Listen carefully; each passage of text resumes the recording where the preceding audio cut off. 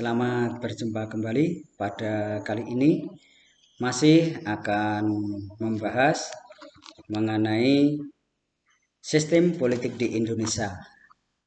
Yang mana pada pertemuan kali ini adalah pertemuan yang kedua, yaitu akan membahas mengenai partai politik di Indonesia. Ini pertemuan yang kedua. Dalam menguraikan partai politik di Indonesia, saya harapkan setelah pembelajaran ini Anda bisa menjelaskan pengertian partai politik, bisa menunjukkan hal-hal pendirian partai, dan menjelaskan fungsi dari partai politik. Jadi ada 3 tujuan pembelajaran yang harus Anda kuasai dalam pembelajaran kali ini. Oke, langsung saja. Yang pertama mengenai pengertian partai politik. Apa itu pengertian partai politik? Partai politik adalah organisasi yang bersifat nasional. Nasional itu artinya batasnya dalam satu negara. Jadi tidak ada partai politik itu sampai ke luar negeri, ya itu tidak ada. Jadi anggotanya, ruang kerjanya, ruang lingkupnya itu sebatas satu negara atau bersifat nasional. Dan partai politik ini dibentuk oleh sekelompok warga negara secara sukarela, bukan paksaan, tidak diharuskan. Seperti itu. Secara sukarela atas dasar kesamaan kehendak dan cita-cita untuk memperjuangkan dan membela kepentingan politik anggota, baik anggota masyarakat, bangsa, dan negara, serta memelihara keutuhan NKRI berdasarkan Pancasila dan Undang-Undang Dasar 1945. Dalam pendirian partai politik ini diatur dalam Undang-Undang Nomor 2 Tahun 2011, yang mana disebutkan partai politik didirikan dan dibentuk oleh paling sedikit 30 orang warga negara Indonesia yang telah berusia 21 tahun atau sudah menikah dari setiap provinsi. Jadi kalau Anda mau mendirikan partai, ini menurut Undang-Undang Nomor 2 Tahun 2011, salah satunya umurnya harus 21 tahun. Berarti kalau anak SMA, SMK sudah boleh belum mendirikan partai? Belum bisa, umurnya belum ada ini. Dalam ketentuan dalam undang-undang, boleh umurnya belum mencapai 21 tahun, tapi dengan syarat lain, yaitu sudah menikah atau sudah kawin. Itu. Dan sebanyak 30 orang atau 30 warga negara dari berbagai provinsi. Tidak satu provinsi 30 orang juga tidak boleh. Seperti itu. Kemudian syarat yang kedua atau yang selanjutnya itu partai politik sebagaimana dimaksud pada ayat 1 yang tadi didaftarkan oleh paling sedikit 50 orang pendiri yang mewakili seluruh pendiri partai politik. Kalau tadi dibentuk, setelah dibentuk kan tentunya mengadakan rapat atau kongres atau apapun namanya. Kemudian dalam rapat itu misalkan disahkan mendirikan partai apa contohnya? Ya, supaya tidak menyinggung misalkan partai anak muda misalkan. Partai anak muda. Maka dalam keputusan itu, deklarasi itu, ya paling sedikit harus ada 50 orang anggota yang bertanda tangan. Seperti itu maksudnya. dalam deklarasi tersebut. Selanjutnya yaitu pendiri atau pengurus partai politik dilarang merangkap sebagai anggota partai politik lain.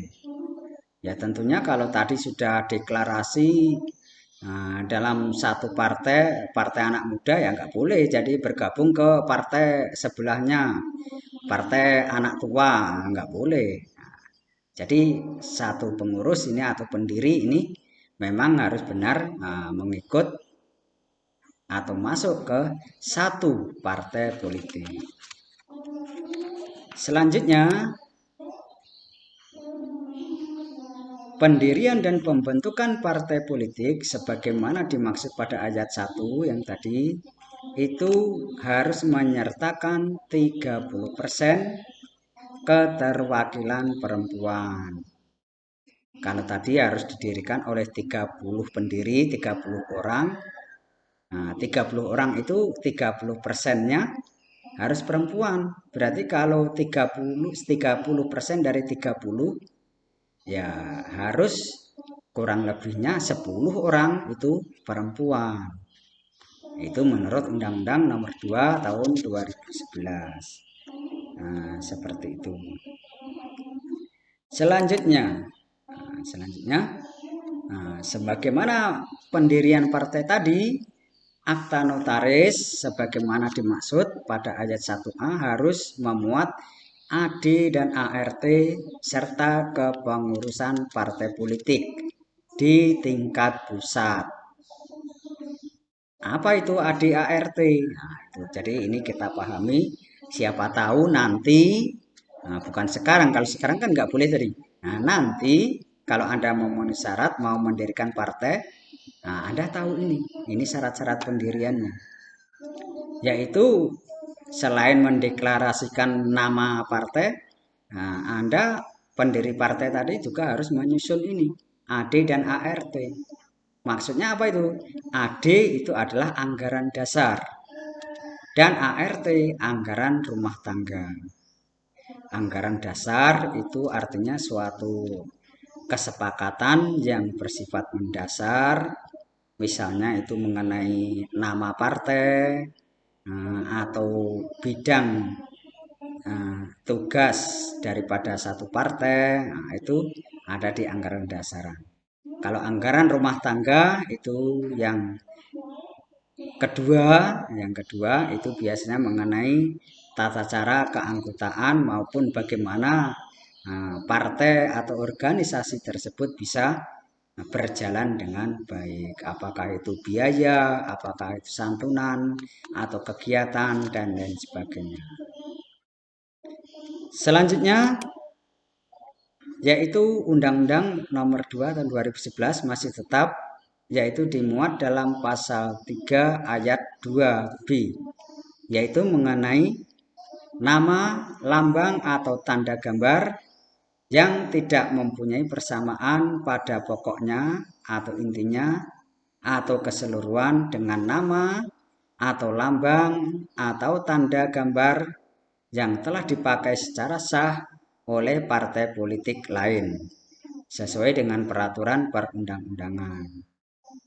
Maksudnya Anda juga harus menentukan lambang partai Anda, yang mana lambang partai Anda itu tidak boleh mempunyai persamaan pada intinya, pada pokoknya dengan logo atau lambang partai politik yang lain yang lebih dulu yang sudah sah. Nah, nggak boleh. Misalkan partai A itu lebih dulu benderanya atau logonya itu warna hijau dan kuning. Anda membuat partai baru, benderanya, logonya sama persis. Nah, itu berarti tidak boleh. Harus mempunyai gambar yang lain. Itu peraturan pasal 3 ayat 2B. Jangan lupa.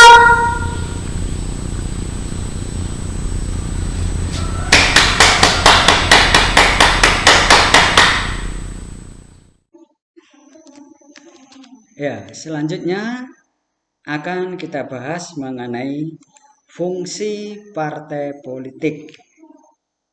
Yang pertama, fungsi partai politik adalah sebagai sarana komunikasi politik. Sebagai sarana, alat komunikasi berhubungan, menyampaikan mengenai politik. Menyampaikan dari mana ke mana? Menyampaikan dari lembaga negara ke masyarakat ataupun sebaliknya dari masyarakat ke pejabat pemerintahan atau lembaga negara. Nah, itulah sebagai sarana komunikasi politik. Dalam sistem demokrasi yang dimiliki seperti negara kita Indonesia ini, fungsi partai politik adalah untuk menyalurkan berbagai macam suara atau aspirasi masyarakat agar sampai ke pemerintah. Berarti ini dari masyarakat ke pemerintah, dari bawah ke atas. Atau mungkin sebaliknya, kebijakan-kebijakan pemerintah menuju atau sampai kepada masyarakat. Nah, itulah ada sarana komunikasi politik. Yang kedua, yaitu sarana sosialisasi politik. Yang tadi komunikasi politik, yang sekarang sosialisasi politik. Apa itu maksudnya? Partai politik juga berperan sebagai sarana sosialisasi politik. Di dalam ilmu politik, sosialisasi politik diartikan sebagai proses di mana seseorang memperoleh sikap dan orientasi terhadap fenomena politik yang umumnya berlaku dalam masyarakat di mana ia berada. Sosialisasi politik dapat membentuk budaya politik suatu negara. Maksudnya bagaimana ini? Perhatikan.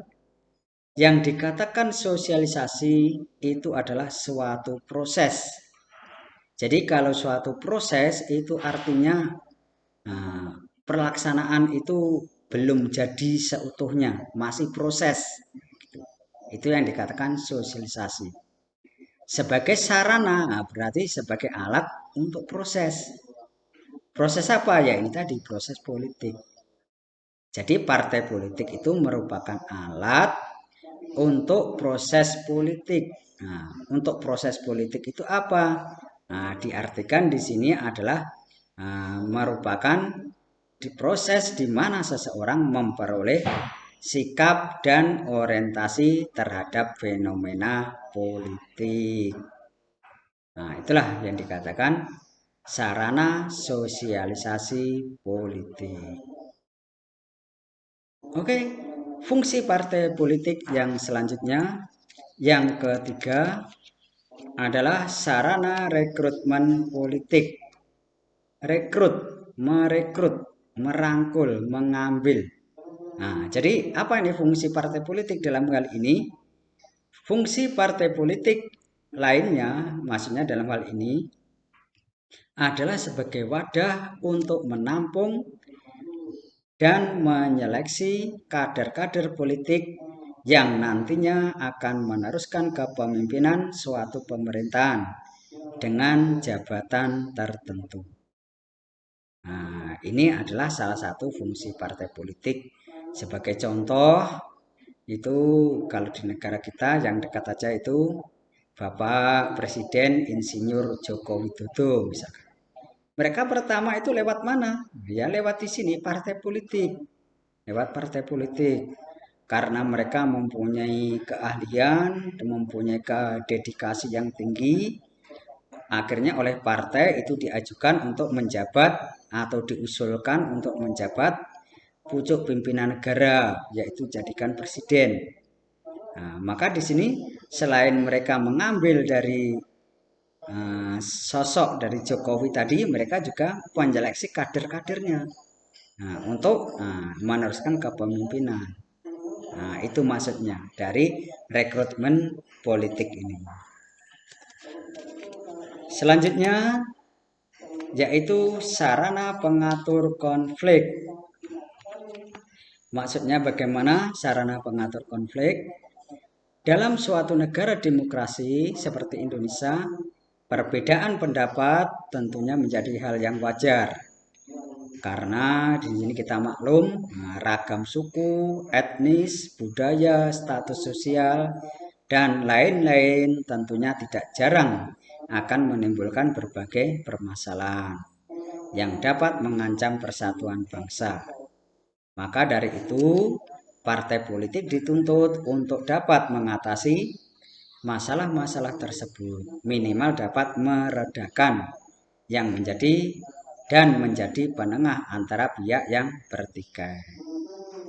Nah, misalnya beberapa tahun atau pernah terjadi dulu terjadi konflik antara suku Dayak dengan suku Madura.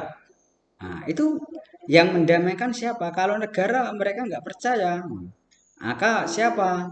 Adalah partai politik. Nah, partai politik tentunya dalam masyarakat tersebut ada yang partai politik A, partai politik B, partai politik C, dan seterusnya. Nah, mereka akan mudah masuk ke masyarakat tersebut. Akhirnya bisa menjembatani daripada terjadinya konflik itu dan didamaikan dan akan mendapat kesepakatan yang baik tentunya. Nah, itu contoh fungsi partai politik di bidang atau hal sarana pengatur konflik. Oke, selanjutnya adalah mengenai sarana kontrol politik.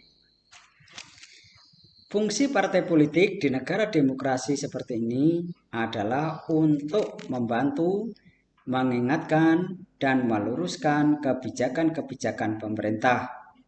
Karena dalam menetapkan keputusan-keputusan ataupun kebijakan, terkadang terjadi kesalahan maupun kekeliruan yang tidak sesuai dengan kepentingan masyarakat. Nah, maka partai politik ini akan mengontrol. Sebagai contoh, itu pernah negara Amerika itu melarang Indonesia tidak boleh berhubungan dengan Palestina. Tapi negara Indonesia tetap berhubungan dengan negara Palestina.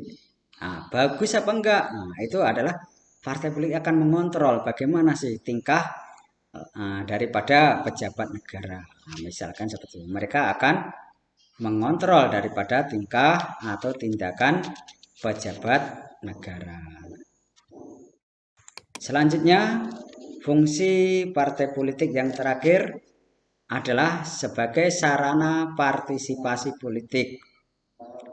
Partai politik berfungsi untuk mempengaruhi kebijakan-kebijakan pemerintah. Hal tersebut dikarenakan partai politik menerima dan menampung aspirasi masyarakat dalam melaksanakan pembangunan nasional. Sarana partisipasi, apa kemarin partisipasi? Ikut serta.